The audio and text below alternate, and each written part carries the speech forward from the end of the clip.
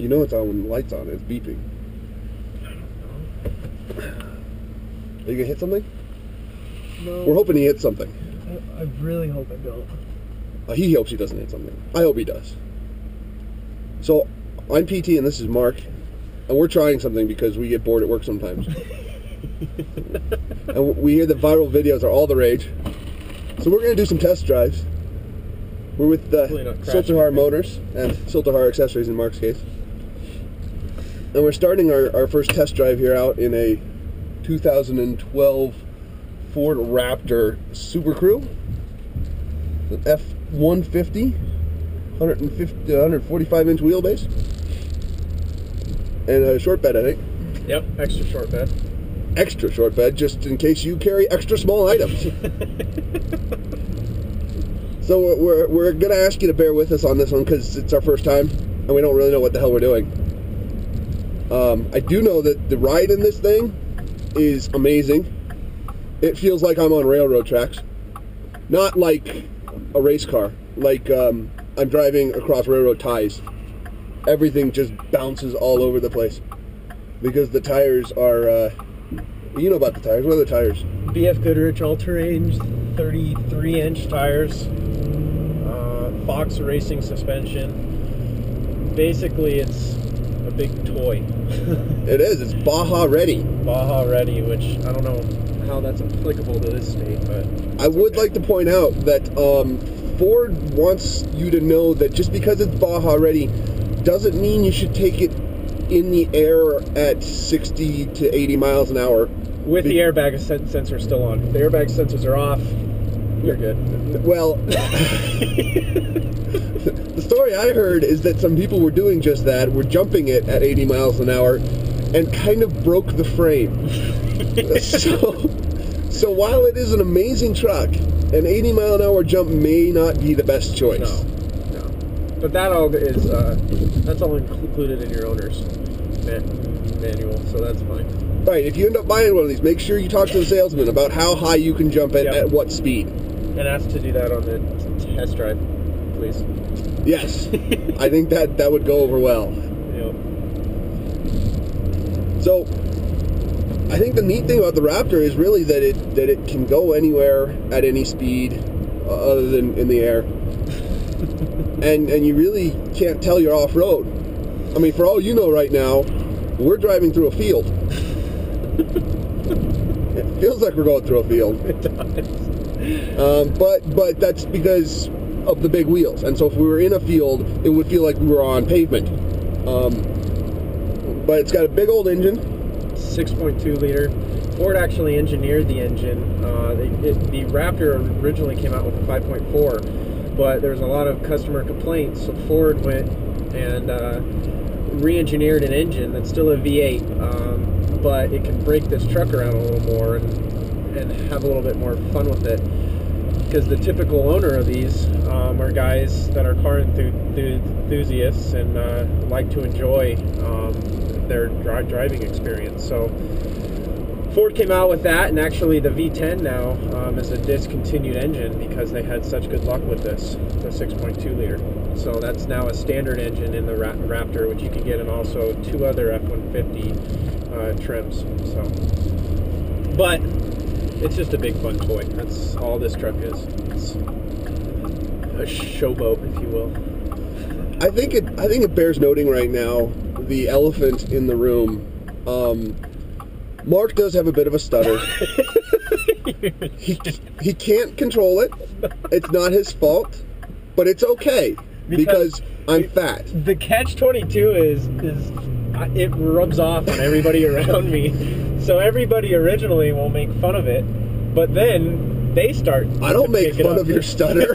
I wouldn't say everyone. I would never make fun of the stutter. 99.9% of the population does, but it is like an accent though. It's kind of fun when you ever notice when you talk to someone and they're from the South, you start saying things like y'all, yep, or how you doing. And you start to talk a little funny, like maybe you're from the South as well. Same thing if you're talking to a Brit, you say things like wanker, and you're talking to a Canadian, you say A. I love saying A when I'm talking to Canadians. Talking about things to Canadians, A. But yes, when you're talking to people with a stutter, That's great for the audio. Thank you.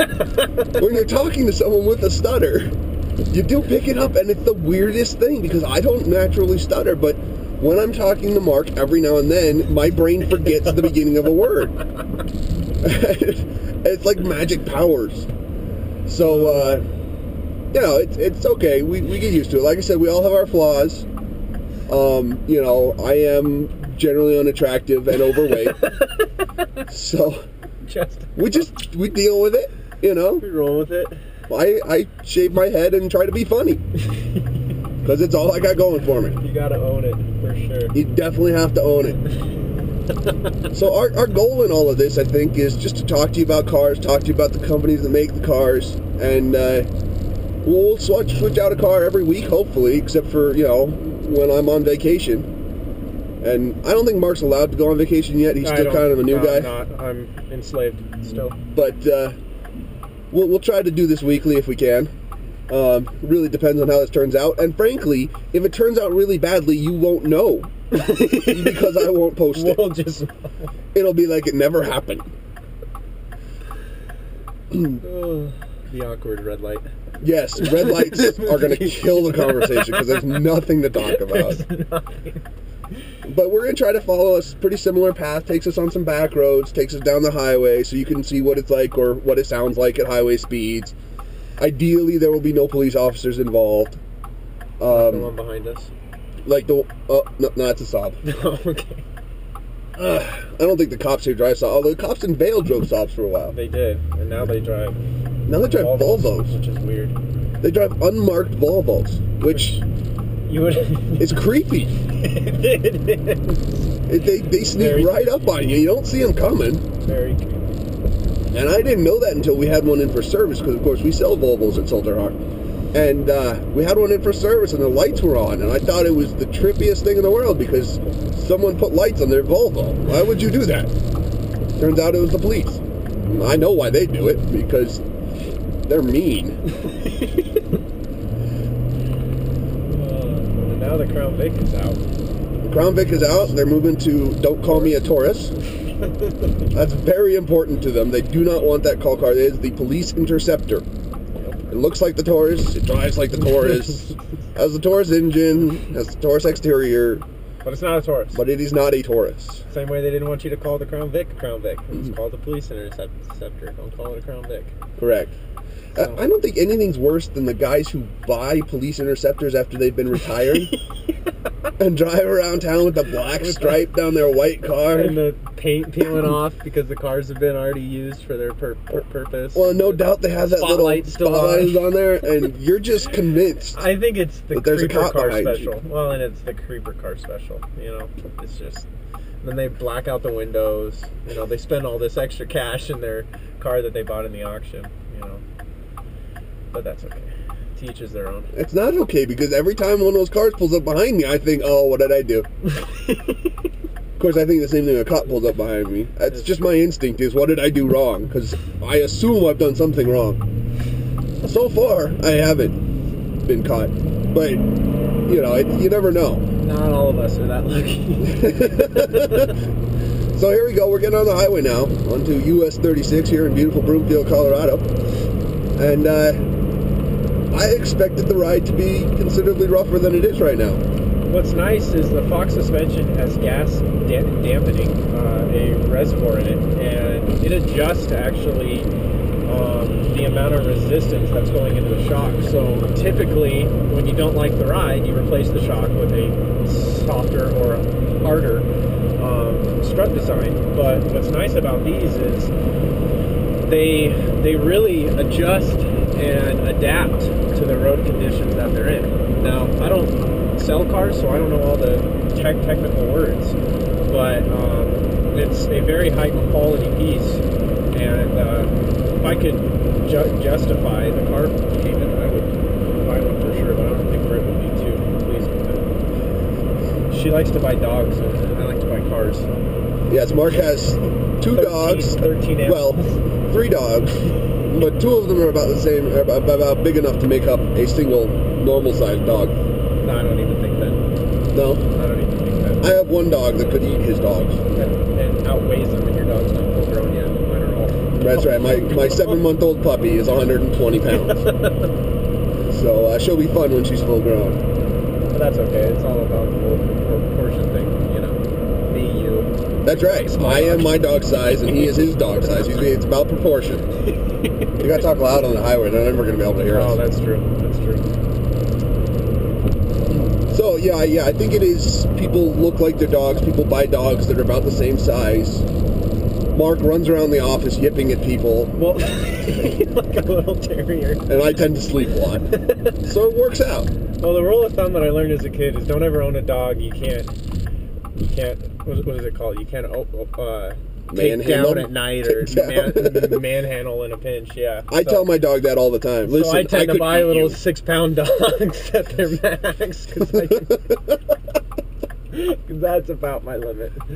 But that's okay. His dogs can fit in his purse very nicely. They do. They do. It's man purse, so don't think we're being rude. It's a satchel. I think more of a satchel. It's made out of hemp. It is. Fits into Boulder very nicely. So I wonder how upset our sales manager would be if we took this thing through a dirt field and then put it on the showroom floor. I think our sales manager would be just fine with that. I think it's the ultimate test drive. Why not? That's the whole point of the truck. In fact, I agree.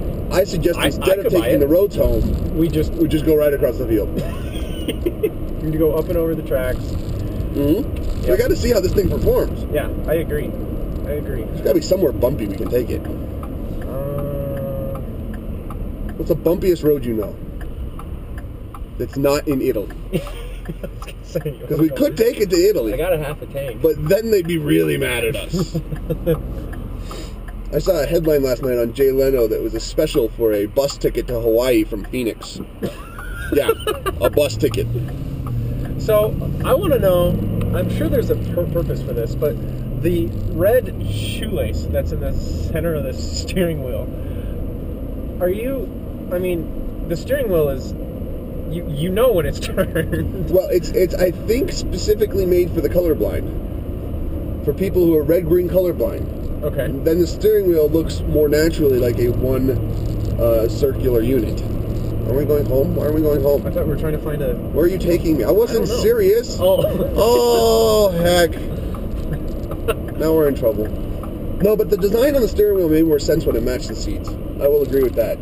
Because there was a stripe down the middle of the seat that continued into the steering wheel. But they don't do that anymore. But there's not, so they just kept the steering wheel because they may have made a bunch of them and they had some over. Probably they had some leftovers. And they just said, we'll throw them in a few, it looks cool. So now you've got a very nice red stripe down the middle of the steering wheel, so you always know which way's up. I guess. I don't know. I'm dying here. I have no clue why it's there. I don't know. We'll have to... Maybe we should get a salesman, or I need to start to learn what I'm... I don't think so. I think that's the fun thing. I think we push buttons, and we see what they do. I mean, there are 4 buttons here that say aux. Those 1, are the 2, outfitters 3, and 4. They're all on. But they don't do anything. And they apparently don't do anything. Because they have them standard, as an option in the Super Duty line. What are you doing? I have just pushed the off-road mode button. And he needs to slow to 5 miles per hour to put us into off-road mode even. Off-road mode. Off-road mode. Should I slow down? I would, because it's train tracks, and you're going to kill us over the train tracks if you don't slow down. Okay. Off-road mode enabled. Here we go. Oh my goodness. Okay. The first thing we notice is when he pushes the gas, the wheels spin rather badly, even though we are on simply wet roads. It seems to accelerate more quickly, although it doesn't shift. That may be the driver. It also doesn't shift very quickly. So you're going to hold your shifts longer in off-road mode. Yep, keeps the RPMs up. I could really screw with him and put downhill mode on too. I think that would just slow us down. Oh, we're exiting off-road mode, which is no fun. We're back on the normal roads. Traction control is back, I assume. And Gino's in a Volvo. Gino, our lot guy, is in a Volvo. Oh, yeah, that would help. You don't know Gino. You might. And we will probably make references that you don't understand over and over again, assuming this video ever makes it anywhere. We're probably gonna. But we cut this out. Yeah, this is a nice ride. It's got the 4.3-inch LED between the gauges. So you've got a lot of information there. That's I am a tech guy. I love the tech stuff. It's got the My Ford Touch, which is coming with an update, I believe. Oh no, I'm sorry, this isn't My Ford Touch. This is the old system still. In a big screen. I'm guessing that's about 7 inches. I'm not going to touch that. We're backing in again, so if you hear scraping or crunching, oh no, we're not. Where are we going there? I'm looking at the backup camera right now. It's got a nice little backup camera, which is most definitely a good thing. I can zoom the backup camera? Yeah. You can zoom out. I don't want to zoom out. I want to zoom in. Oh my goodness! Look at that. You can zoom in. You made it go away. There we go. Yeah, you can zoom in. So that way you can really get a good look about what you're going to hit. That's right. You can see really closely. It does mess with your proportional. It really does give you some blind spots, but that's okay. That's the whole point of zoom. And then he's turning the camera off. Oh no, he's turning the zoom off. And now it's back to the...